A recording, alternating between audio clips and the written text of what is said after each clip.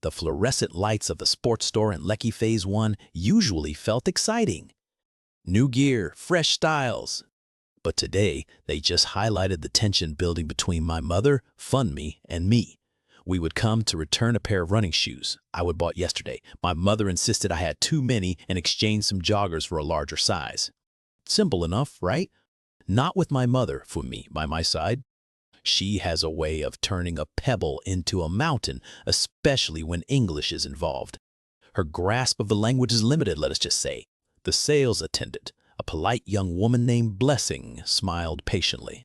I explained our request. Her smile faltered slightly as she checked the receipt. Sir, for returns and exchanges, our policy states you can either return both items for a refund or exchange both items, she explained.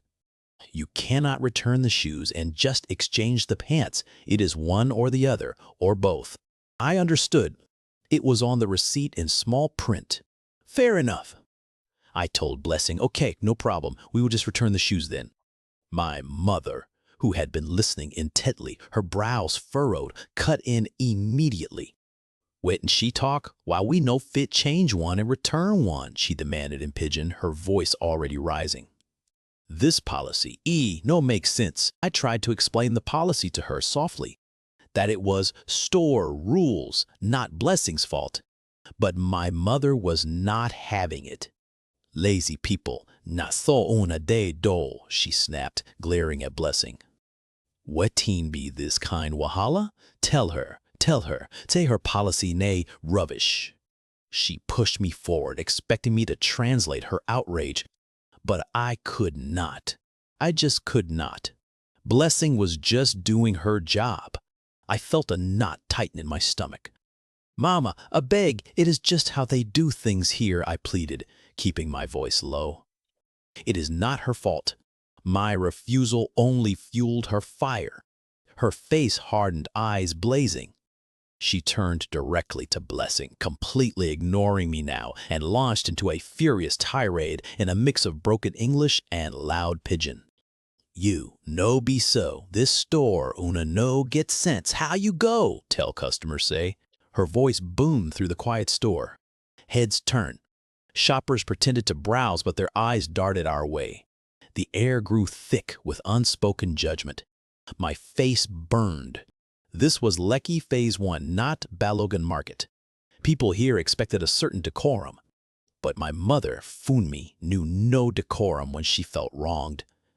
She saw it as a matter of justice, a fight against unfairness. To her, this was not just a store policy, it was a personal affront.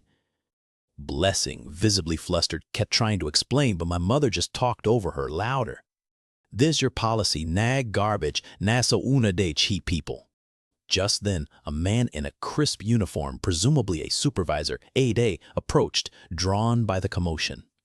His expression was neutral, but I could feel his gaze on me, silently asking for an explanation. I quickly summarized the situation for A.D., omitting my mother's more colorful commentary. He listened, then addressed my mother directly in calm, measured tones. Madam, I understand your frustration. Our policy is clear, but we want to help. He offered a compromise. We can refund all your items today. Then, if you wish, you can come back tomorrow and purchase the pants in the larger size. It was a reasonable solution, a clear effort to de-escalate. I nudged my mother, hoping she would accept this peace offering. But her anger had a life of its own. Tomorrow? Tomorrow key? Why not now? I want the pants now, she yelled, pointing at the display. This policy from Nike, nay rubbish. Wetn't be this kobo talk? The argument continued, escalating further. My mother was now demanding they let her buy the bigger pants immediately after the refund, despite the store's system limitations. She was relentless. The staff, Blessing and Aid, looked weary. Eventually, probably to avoid an even bigger scene in their upscale Lekki branch, they capitulated. With exasperated sighs and whispered consultations, they bent the rules. They processed the refund and then, somehow, pushed through the immediate purchase of the larger joggers. My mother had won. But as she collected the new joggers, a triumphant glint in her eyes, she shot me a scathing look. You, you no get sense of justice, if no be me dem for cheat us. The boat ride back to Surulere was silent, heavy with her silent judgment and my simmering resentment. She did not speak, but her stiff posture and occasional disgusted snorts spoke volumes. The bustling Lagos traffic, the honking danfos, the smell of suya from a roadside grill, it all felt muted, background noise to the storm in our car. I looked out the window, watching the familiar chaos of age-gay motor road pass by. Part of me understood her. Her generation, they fought for everything. Rules were often bent. Justice sometimes had to be shouted for. But for me, growing up with more exposure to systems and processes, it felt wrong. It felt humiliating.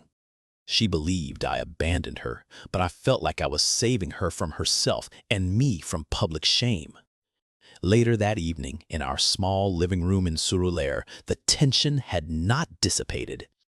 She cooked my favorite, jollof rice, but ate in silence, her lips pressed thin. I loved my mother truly. She was a strong woman, a survivor. But navigating her world, where every interaction could become a battle of wills, felt exhausting. I thought about Blessing and Aid, the store staff. They were just trying to do their jobs. My mother's brand of justice felt less like justice and more like bullying. How do you explain the subtle nuances of corporate policy and customer service etiquette to someone who believes that the loudest voice wins? How do you honor your mother without compromising your own sense of right and wrong? The smell of the jollof rice filled the room, a comfort, but the questions in my head lingered, tasting bitter. I walked onto the balcony, listening to the evening sounds of Surulere, the distant hum of generators, children playing music from a nearby bar. The Lagos night, vibrant and alive. My mother's anger, though cutting, came from a place of fierce love and a desire to protect. She saw me as weak for not fighting alongside her. But I saw myself as someone trying to live with integrity, even if it meant disappointing her sometimes. The cultural gap between us felt wider than the third mainland bridge tonight. I knew I could not always be her voice if her voice spoke against my conscience. This was not about a pair of shoes or joggers anymore. It was about the unspoken boundaries, the collision of two worlds, and the lonely, often difficult path of growing up in between.